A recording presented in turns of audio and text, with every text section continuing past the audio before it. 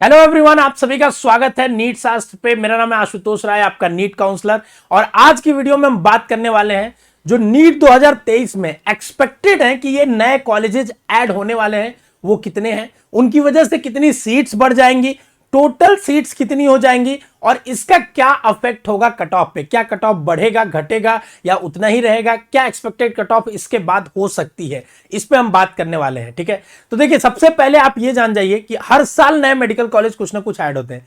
इस साल ज्यादा number of medical colleges add होने की संभावनाएं हैं, बट ये कंफर्म तब हो पाता है जब एमसीसी अपनी सीट मैट्रिक्स को रिलीज करता है।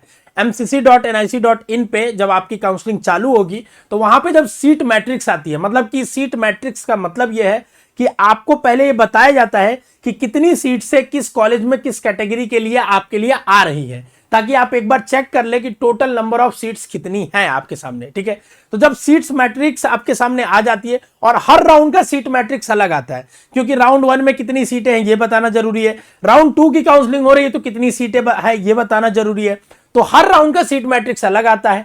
तो जब सीट मैट्रिक्स आती है तो हमें एक्चुअली कंफर्म होता है कि ये कॉलेजेस भी इस बार पार्टिसिपेट कर रहे हैं। हालांकि ये ऑफिशियल ही समझ सकते हैं आप, क्योंकि एनएमसी की वेबसाइट्स पे ये सारे अपडेट हो चुके हैं, तो ये कॉलेजेस आ गए हैं। अगर स्टेट की कुछ ना कुछ अगर लफड़ा हुआ तो ही वे रुक सकते हैं, क्योंकि स्टेट से भी फिर इसको परमिशन होना चाहिए, क्योंकि स्टेट की काउंसलिंग में भी इसको जाना है।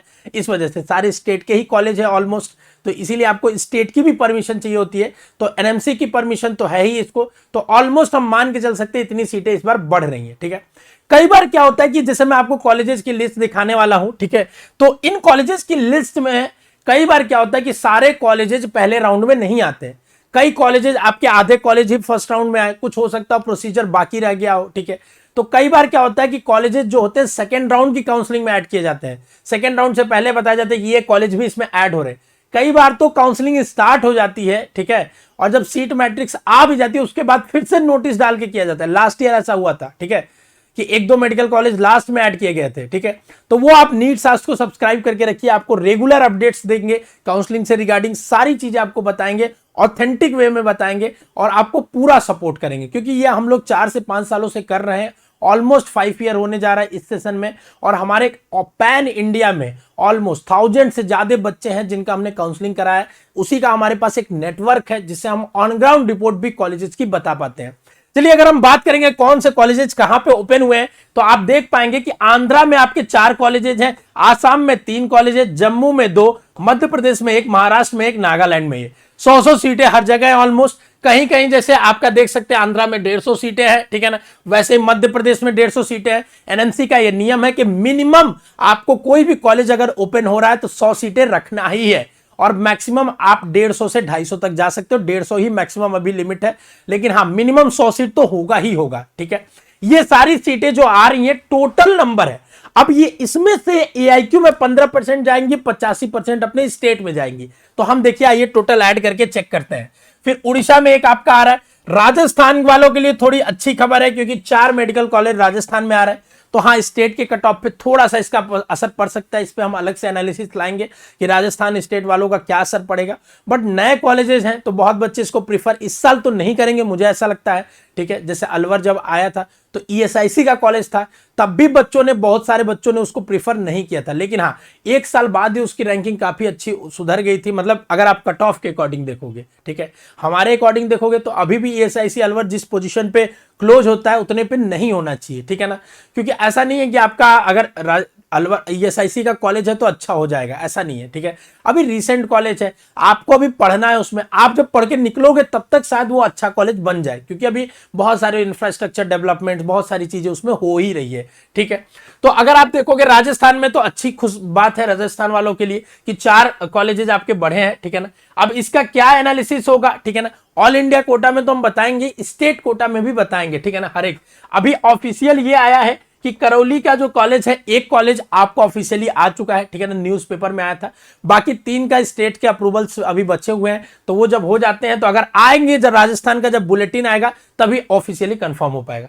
तेलंगाना में और ज्यादा कॉलेजेस है। तेलंगाना में इससे पिछले से पिछले साल जब हमने देखा था तो तमिलनाडु में बहुत सारे कॉलेजेस बढ़े थे, अब तेलंगाना में बढ़ा है, ठीक है। और तेलंगाना बच्चों का ऑप्शंस भी बनेगा, क्योंकि तेलंगाना और तमिलनाडु बच्चे जाते हैं वही लोअर मोस्ट कॉलेजेस क्लोज होते हैं, तो इस साल भी लोअर मोस्ट कट ऑफ जो होगा तेलंगाना और तमिलनाडु में ही जाना ही हमें लग रहा है, ठीक है। तो लोअर रेंज के जो बच्चे हैं उनके लिए ये एक ऑप्शन बन सकता है ये कॉलेजेस खुलना, ठीक है।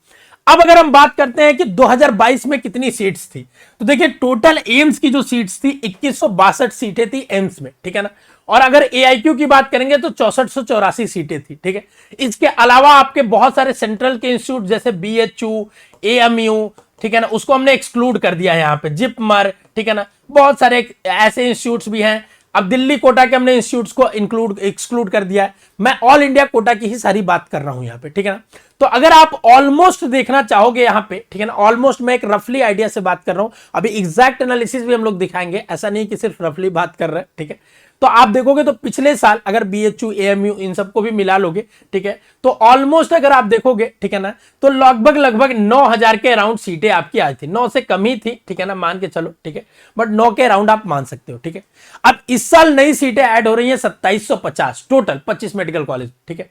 अब ये सारी सीटों का 15% ही सीट आना है, ठीक है। तो 15% इसका अगर आप देखोगे तो ऑलमोस्ट 412 सीटें हो जाती हैं, ठीक है ना।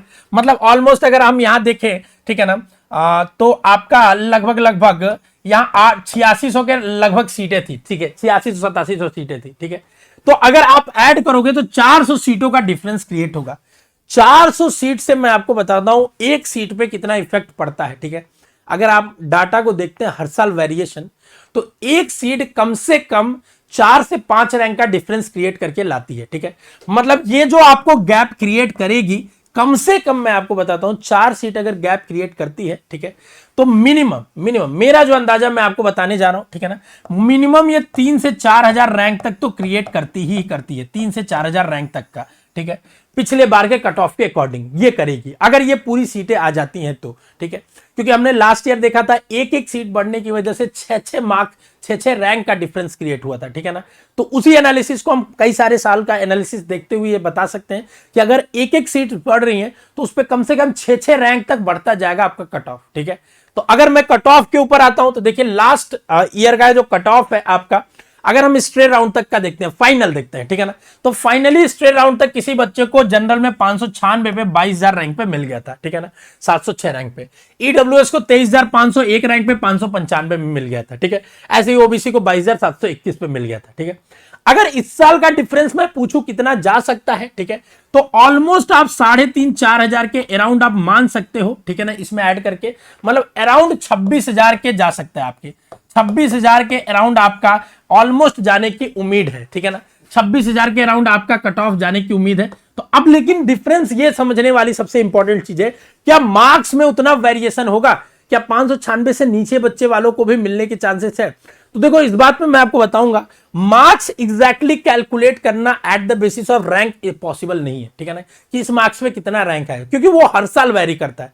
अगर आपको मैं 2021 का डाटा दिखाता जो पहले प्रीवियस वीडियो में हमने दिखाया है, तो उसमें आप देखोगे मार्क्स में बहुत ज्यादा डिफरेंस नहीं क्रिएट होता है, लेकिन रैंक में हर साल डिफरेंस क्रिएट हो जाता है, ठीक है, क्योंकि काउंसलिंग रैंक पे होती है, ठीक है। तो मार्क्स पे अभी आप कंफ्यूज ना हो, ठीक है ना, बस आप हाँ ये समझ सकते हैं कि ऑलमोस्ट अगर आप 595 प्लस है, ठीक है ना, जनरल ओबीसी ईडब्ल्यूएस में, तो आप अपने आप को सेफर साइड में मान सकते हैं, ठीक है। अगर आप 595 के इधर भी है तो आपको काउंसलिंग कराना चाहिए, आप तैयारी चालू कर दो बट अपने आप को काउंसलिंग जरूर कराओ, ठीक है। इसके बाद आप मतलब काउंसलिंग कराना ही जरूरी है, ठीक है। आप हम काउंसलर्स को हायर कर लो और वो आपकी सारी काउंसलिंग के बारे में बताते रहेंगे, आपके गार्जियंस आपकी काउंसलिंग करा लेंगे। ऑल इंडिया कोटा की काउंसलिंग में वैसे भी घर बैठे ही सारी काउंसलिंग होनी है, ठीक है ना। अगर कॉलेजेस मिल जाता है, आपको चाहिए तो ले सकते हो, नहीं मिलता है तो अच्छी बात है, आपकी तैयारी चलती रहेगी, ठीक है। तो देखिए ये 26000 के अराउंड हम एक्सपेक्ट कर सकते हैं, ठीक है।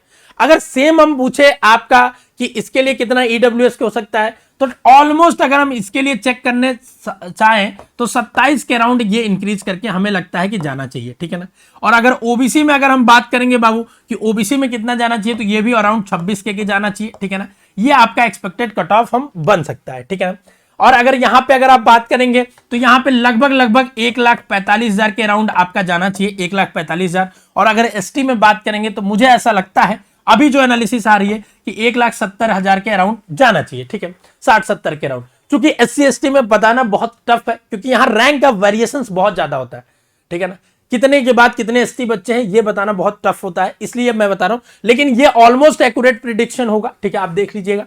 जब स्ट्रे राउंड खत्म होगा तो मैं इसी वीडियो का क्लिप आपके सामने दिखाऊंगा कि ऑलमोस्ट मैं बता रहा हूं 26,500 ऊपर नीचे मैं लेके चल रहा हूं, ठीक है, क्योंकि उतना एक्यूरेसी लेके चलना पड़ता है, ठीक है।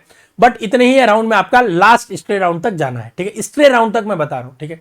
राउंड 1 की कट ऑफ तो बहुत ज्यादा जाती है हाई, ठीक है, आप अगर बिलीव नहीं मानोगे, ठीक है ना, आपको लगेगा कई बच्चों को तो कॉलेज ही नहीं मिलता है, ठीक है, उनको लगता है कि सर हमें लग रहा था मिल जाएगा, क्योंकि आप डायरेक्ट स्ट्रे के ही रिजल्ट देख के करते हो, ठीक है। आप राउंड 1 राउंड 2 मॉप अप ये सब देखते ही नहीं हो उसका रिजल्ट, आप डायरेक्ट स्ट्रे का देखते हो, ठीक है। जैसे हमें इससे पहले की वीडियोस में हमने बताया, जाके आप देखिएगा कि किस राउंड का क्या कट ऑफ रहा है, एम्स के बारे में बताया है, इससे पहले नीट के बारे में बताया है कि पिछले AIQ का कि क्या रहा है। अगर आप हमारी पर्सनलाइज काउंसलिंग लेना चाहते हो, जिसमें आपको पर्सनली एकदम पर्सनलाइज्ड टच मिलेगा, जिसमें एक मेंटर मैक्सिमम 10 बच्चों को हैंडल करते हैं, ठीक है, तो आप हमें ज्वाइन कर सकते हो। हमारा नंबर है, इस नंबर पे कॉल करिए, ठीक है, आपको एक एवरीथिंग एक्सप्लेन कर दिया जाएगा। फिर जैसे ही आपको एक्सप्लेन किया जाएगा, अगर आपको अच्छा लगता है तो आप पेमेंट करके ज्वाइन कर सकते हैं। अभी ज्वाइन करने से क्या फायदा होगा आपको कि अभी डिस्काउंट ऑफर मिलेगा, क्योंकि जैसे जैसे एग्जाम पास आते हैं हम लोग क्या होता है कि बहुत ज्यादा क्वेरी बच्चों की आने लगती है, बहुत ज्यादा बच्चे हमें एंगेज करने लगते हैं, तो हम लोग उस समय क्या करते हैं, खाली नहीं रहते हैं, तो हमारी फीस बढ़ जाती है उस समय, ठीक है। आप ज्वाइन कर सकते हैं। बाकी अगर कोई और भी कट ऑफ आपको चाहिए, कोई और भी डाटा चाहिए, तो आप कमेंट बॉक्स में बता दीजिए। हमारा ये प्रिडिक्शन है, ठीक है, प्रिडिक्शन में भी रॉन्ग हो सकता है, देखिए मैं पहले ही आपको बताता हूं, ठीक है, बट हाँ जो हम डाटा एनालिसिस के बाद साथ बताएंगे, जो आपको हम ग्राउंड रिपोर्ट कॉलेज की बताएंगे, जो हम काउंसलिंग प्रोसेस में आपको बताएंगे, वो 101% सही होगा, ठीक है ना। और कोई भी अगर आपको आज के डेट में ये कहता है कि मैं आपका एग्जैक्ट रैंक प्रिडिक्ट कर दूंगा, तो वो फेक है। आप इतना समझदार हैं, आपने नीट निकाला है, आप समझ सकते हैं कि रैंक प्रिडिक्ट करना, क्योंकि जब तक आपके पास सारे बच्चों का इस साल का डाटा ना हो, रैंक प्रिडिक्ट करना बहुत मुश्किल है, ठीक है। और किसी के पास ऐसा नहीं होगा कि सारा डाटा होगा, ठीक है ना, ऐसा कोई कोचिंग भी नहीं होगी, ऐसी कोई वेबसाइट्स भी नहीं होगी, कुछ भी नहीं होगा, ठीक है। तो रैंक प्रिडिक्ट नहीं किया जा सकता, हाँ, लेकिन अगर आपका रैंक पता चल गया तो कॉलेजेस प्रिडिक्ट किए जा सकते हैं कि ये कॉलेजेस के चांसेस बनते हैं, क्योंकि रैंक के बेसिस पे ही काउंसलिंग होती है, मार्क्स के बेसिस पे काउंसलिंग नहीं होती है कभी भी, क्योंकि एक फर्स्ट रैंक वाले को पहले कॉलेज दिया जाता है, फिर सेकेंड रैंक, ऐसे रैंक के बेसिस पे कॉलेजेस दी जाती हैं। तो ये रही आपका नए कॉलेजेस के बेसिस कौन कौन से ऐड हुए, कितनी सीट से, और उस पर क्या इफेक्ट पड़ेगा कि आपके कट ऑफ पे, ये हमने आपको डिटेल में बताया, समझाया, आप इसको देखिए, ठीक है। और अगर कुछ भी डाउट रहता है, आप बिल्कुल, हम लोग ओपन टू सजेशंस हैं, आप सजेस्ट कर सकते हैं, ठीक है, सारी चीजें, क्योंकि आपको एक एक चीज आप जाके पिछले वीडियोस भी देख सकते हैं हमारी, क्योंकि और भी हमारी साथ में संस्था चलती है बेसिक शिक्षा, जिसमें हम लाखों बच्चों को पढ़ा रहे हैं। तो हमारे पास एक वेल स्ट्रक्चर्ड टीम है, जिसमें हम एक बहुत अच्छे से काम करते हैं, ठीक है ना, पूरी एक टीम है जिसके लिए पूरी एक्सपर्टीज है, वहां पे मेडिकल बैकग्राउंड्स के लोग हैं, जिसमें आपको पूरा हेल्प मिलेगा through out the counselling last stay round तक। तो अगर आप ज्वाइन करना चाहते हैं तो इस नंबर पे आप अभी कॉल या व्हाट्सएप कर सकते हैं। व्हाट्सएप करेंगे तो अपना रैंक मार्क्स अभी जरूर बताएंगे, रैंक तो अभी आया नहीं है, ठीक है ना बच्चों। चलिए, स्वस्थ रहिए, मस्त रहिए आप, जब मिलते हैं नेक्स्ट वीडियो में, तब तक अपने स्वास्थ्य का ध्यान रखिए। All the best.